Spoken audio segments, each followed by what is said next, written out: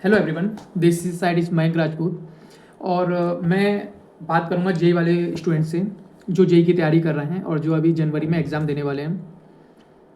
घबराहट तो हो रही होगी, लग रहा होगा कि नहीं हुआ तो क्या होगा, कौन सा कॉलेज मिलेगा, बहुत सारे लोगों के ड्रीम टूटेंगे, बहुत सारों के बनेंगे।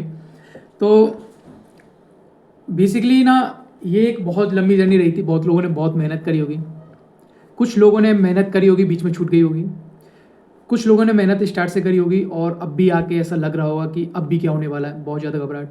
कुछ ने स्टार्टिंग से नहीं करी होगी, लास्ट में आके बहुत अच्छा कर रहे होंगे, बहुत अच्छा मोटिवेशन फील कर रहे होंगे, कि मोटिवेटेड फील कर रहे होंगे कि अब भी हो जाएगा, अच्छा हो जाएगा।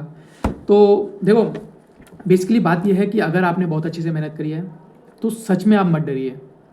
एग्ज़ाम में जैसे जो मेहनत करते हैं ना, एग्ज़ाम में कसम से रिफ्लेक्ट होता है। अगर नहीं करी है तो अलग चीज़ है, अगर थोड़ी सी भी मेहनत करी है, ठीक ठाक मेहनत करी है, तो आप बहुत अच्छा स्कोर कर लेंगे।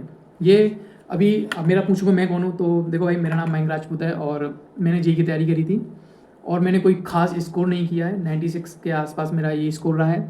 मेरी जर्नी बहुत अलग है बाकी लोगों से, बहुत सारे की जर्नी मेरे से रिजेंबल करेगी, जैसे मैं आगे बताऊँगा। बट मैं एक चीज़ कहूँगा कि लास्ट तक, जैसे मैंने बहुत जल्दी गिव अप कर दिया था। मेरी जर्नी बताता हूँ। मैंने तैयारी करी थी तो मैंने अक्टूबर में मैंने तैयारी छोड़ दी थी। मेरे कुछ फैमिली इशूज़ भी थे, बहुत सारी चीज़ें थी, तो ड्यू टू दैट प्रॉब्लम्स मैंने तैयारी अपनी छोड़ दी थी।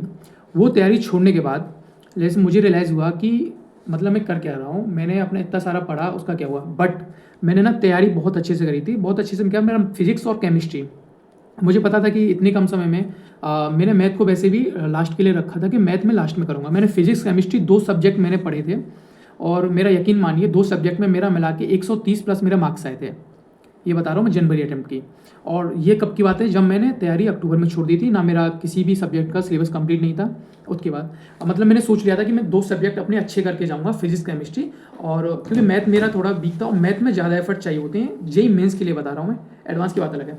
और बल्कि मैंने फिजिक्स पढ़ी थी सलीम सर से, पहले पढ़ी थी राजवंश सर से, तो बाद में मैंने स्विच करके सलीम सर के पास आ गया था, क्योंकि मैंने सोचा था कि मैं फिजिक्स की तैयारी ना जेई की और मेंस की और एडवांस की साथ में करूँगा। तो मैंने अपनी तैयारी जो फिजिक्स की और केमिस्ट्री बहुत अच्छे लेवल पे की थी। जैसे मेरे फिजिक्स के फैकल्टी थे सलीम सर, केमिस्ट्री के फैकल्टी मेरे थे उसके ऑर्गेनिक के थे, तो हाँ, बाबा क्या नाम होगा, रोहित अग्रवाल सर।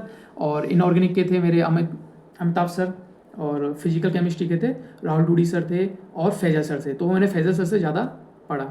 तो लास्ट में आके ऐसा लगा कि अब क्या होगा क्या नहीं होगा, मतलब तैयारी छोड़ दी थी। पर डर बहुत था और सबसे बड़ी बात ये थी कि मैं ड्रॉपर था भाई।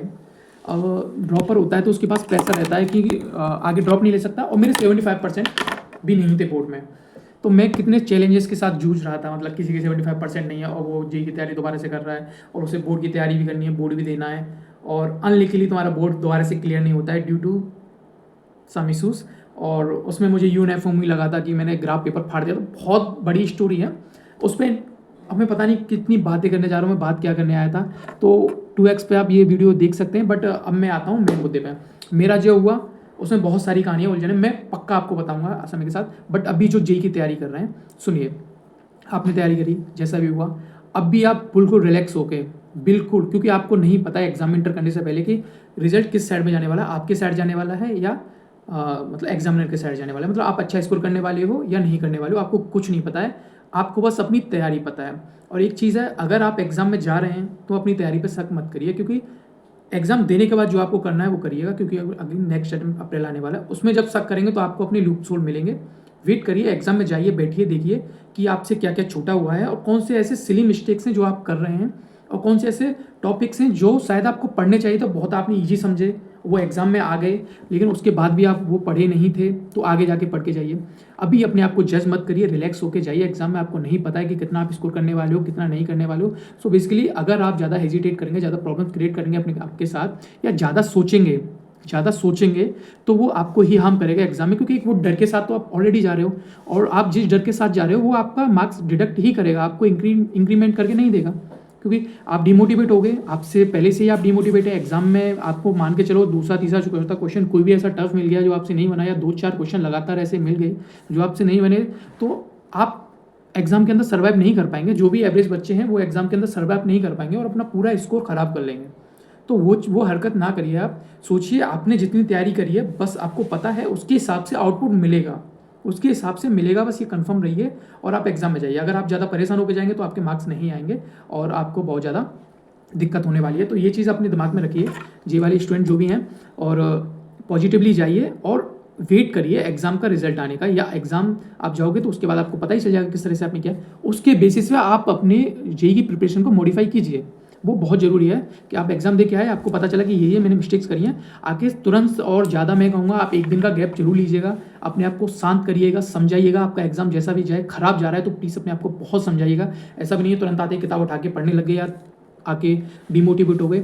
मैं जेईई का एग्ज़ाम क्लियर करके बैठा हूँ, इधर साइड बैठा हूँ, जब मुझे वो जर्नी बहुत आसान लग रही है। जैसे ही मेरा अप्रैल अटैम्प्ट खत्म हुआ था, मुझे एक क्लियर क्रिस्टल हो गया था कि जितनी भी सारी मेरे मार्क्स कम आए वो सारे प्रॉब्लम मेरे हैं और मेरे इस दिमाग के हैं, मेरे इस दिमाग के हैं। अभी मैं वो सब सिलेबस देखता हूँ, वो सारे क्वेश्चन देखता हूँ, और जब मैं पढ़ रहा था उससे ज़्यादा ईजी मुझे अभी लगते हैं। उससे ज़्यादा ऐसा लगता है कि अभी मेरे को पेपर करने के लिए 1 महीने के अंदर में जेईई, ऐसा आता है जैसे टॉपिक्स को देखते हैं 1 महीने के अंदर जेईई क्लियर कर सकता हूँ शायद। क्यों? वो माइंड सेट की बात होती है, जैसा आपका माइंड रिफ्लेक्ट करता है, जिस सिचुएशन में आप होते हो उसी सिचुएशन में आपको लेके जाता है।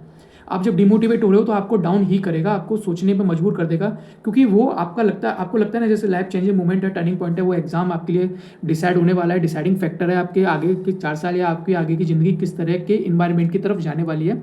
ये बिल्कुल सच है।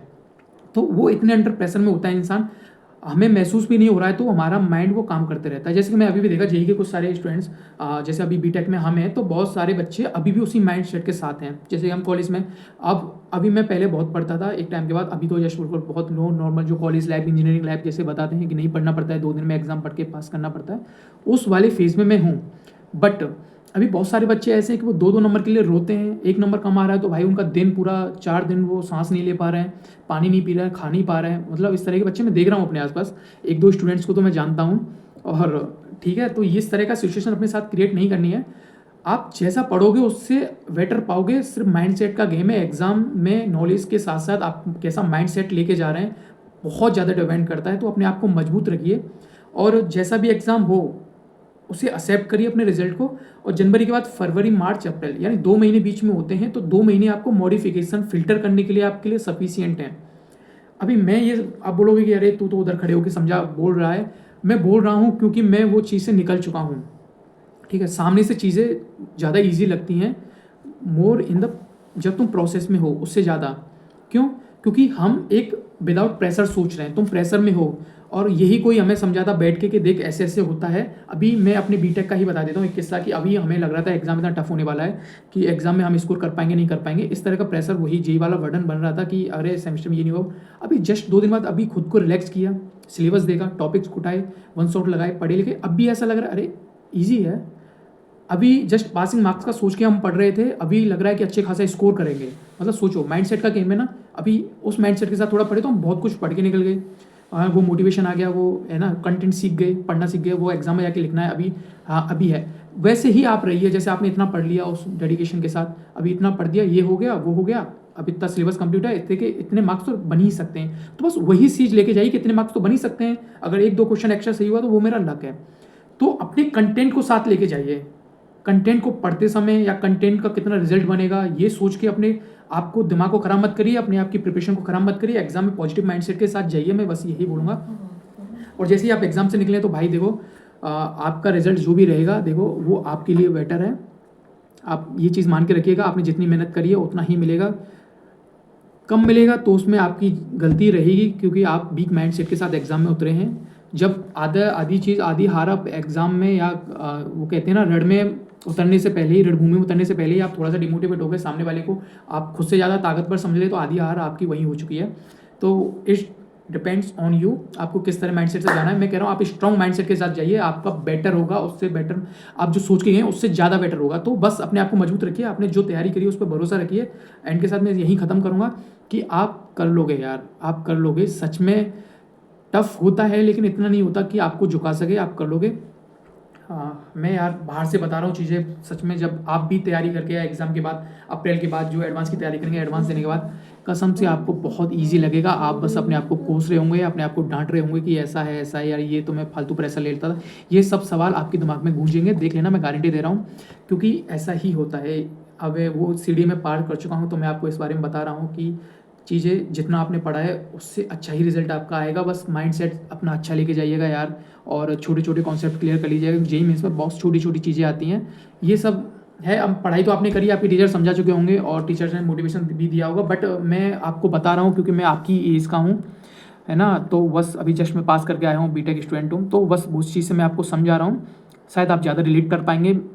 ठीक है, बिल्कुल जस्ट अभी 1 साल का फ़र्क है, ज़्यादा भी नहीं है। तो आई होप कि बहुत अच्छे से, बढ़िया यार, बहुत अच्छे से करिए, आप कर लोगे, मचा दोगे यार। आपके सपने पूरे होंगे होंगे यार। आप पढ़िए, अभी नहीं तो बाद में, लेकिन एक समय आएगा जब आप सब कुछ अचीव करोगे। तो प्रेशर के साथ मत जाइए, और सब कुछ नहीं होता, एग्ज़ाम है, वो आप अच्छा करोगे, नहीं भी करोगे तो बाद में कुछ अच्छा करोगे, बट आपने जो मेहनत करी है वो बेकार नहीं जाएगी। आपको एक कॉन्फिडेंस देगी, अंडर प्रेशर में मेहनत करने का तजुर्बा देगी। अभी मैं जैसे बैठा हूँ, मुझे लगता है जेईई की बदौलत है जो मैं इतना कॉन्फिडेंट रहता हूँ और चीज़ों को इतना सिंपल सोच पाता हूँ, अपने आप को शांत रख पाता हूँ। वो जेईई का जो फीस पार कर गया है ना, वो बहुत कुछ सिखाता है यार। जो सब बोलते हैं ना, कोई चीज़ बेकार नहीं जाती, कहीं आप एनर्जी लगाते हो, कहीं ना कहीं उसी फील्ड में या कहीं भी आपको उससे एक्सपीरियंस मिलता है और आपको फ़ायदा होता है। सो वो होगा, सो पढ़िए यार, लगाइए और अपना एग्ज़ाम की तैयारी करते रहिए। जब भी एग्ज़ाम है आपका एग्ज़ाम दीजिए और बहुत अच्छा करोगे आप।